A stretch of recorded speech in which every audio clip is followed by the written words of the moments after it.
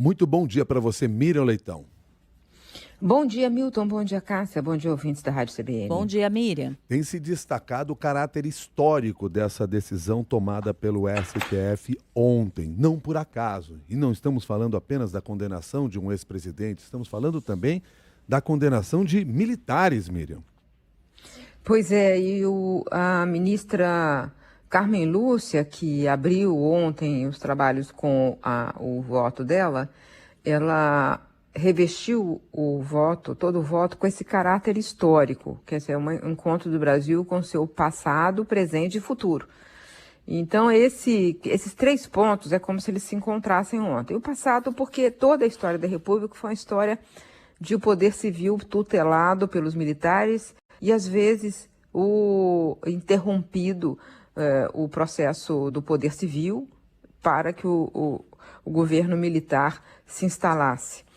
Eu não gosto, nunca uso a expressão ditadura civil-militar, porque ela foi militar, integralmente militar, tanto que os civis que aderiram a ela jamais governaram. Pedro Aleixo poderia ter sido presidente na morte do Corsi Silva e não deixaram. Então não foi uma ditadura civil-militar, foi uma ditadura militar e os civis, que alguns civis colaboraram, né?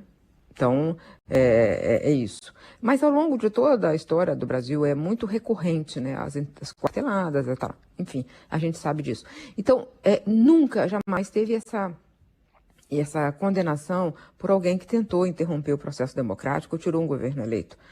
E essa vez, como o intento não chegou ao final e como havia uma lei, inclusive sancionada pelo próprio presidente Jair Bolsonaro, à época presidente, e como disse a ministra Carmen ontem, assinada por 4 dos réus de ontem, essa lei que pune a tentativa de golpe de Estado, eles foram condenados. Então, não só o ex-presidente, mas generais, 4 estrelas, ou oficial general, porque oficial general é quem chega no topo, em qualquer força. Então, um almirante é um oficial general, um brigadeiro também. Então, foi um almirante, 3 generais, 4 estrelas e o presidente. E essa é a primeira vez na nossa história, é por isso que se fala tanto que é histórico. É a primeira vez que a gente tenta um outro caminho. O caminho velho deu sempre mais tentativas de golpe. Então, essa é a esperança, e é por isso que ela fala do futuro. É a esperança que a gente tenha, como disse o ministro Luiz Roberto Barroso, ao encerrar a sessão de ontem da primeira turma, que a gente vire essa página. Agora só pode virar essa página desta forma. Não pode virar essa página fazendo de conta que os fatos não aconteceram como eles aconteceram, Cássia. É isso, Miriam. E agora, todos os réus militares condenados, exceto o tenente-coronel Mauro Cid, vão enfrentar o tribunal, mas um outro tribunal que é o Superior Tribunal Militar. Eu dei essa informação há meses atrás, numa entrevista que eu fiz com a ministra Elizabeth, que é a ministra do STM, presidente do STM, né? Que todos os...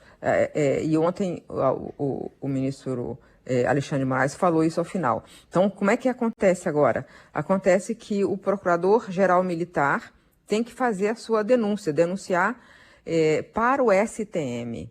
E aí eles vão enfrentar o outro processo. E o tipo penal do Código Militar agora é sobre as leis militares e não sobre as leis civis. Então, é indignidade para o oficialato, cuja pena é perda de patente. Então, eles vão responder por isso no STM. O que vai acontecer no STM não se sabe, não sei como será conduzido, como a defesa vai se comportar, como a Procuradoria vai apresentar a sua denúncia. Mas agora tem um processo no STM. E o Mauro Cid é porque ele foi condenado a 2 anos. A pena acima de 2 anos é que leva a isso. Agora, tem também os outros núcleos. Então, esse julgamento, ele permanece da ação penal 2668, ele permanece com o julgamento dos outros núcleos, onde tem também general 4 estrelas, como o Mário Fernandes, que foi o grande líder daquela operação Punhal Verde e Amarelo. Foi ele que imprimiu no Palácio do Planalto o plano, e o plano tinha, inclusive, o plano era para matar lideranças políticas brasileiras e jurídicas, né?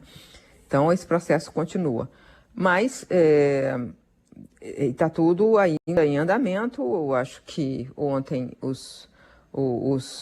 foi a condenação, não tem espaço para embargo infringente, ou seja, não tem como recorrer para mudar isso, porque só teve um voto a favor desses réus, de alguns dos réus, né? Não foram todos os réus.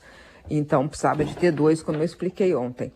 E a pressão americana ontem se elevou, elevaram o tom, fizeram mais uma ameaça. Então, o país continua vivendo tempos intensos, né?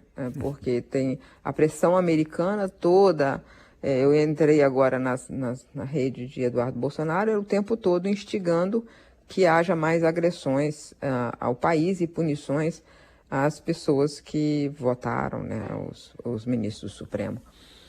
Então é isso. Vamos continuar aqui acompanhando tudo, Milton e Cássia. Muito obrigado, Miriam. Uma boa sexta-feira. Para todos nós. Até mais.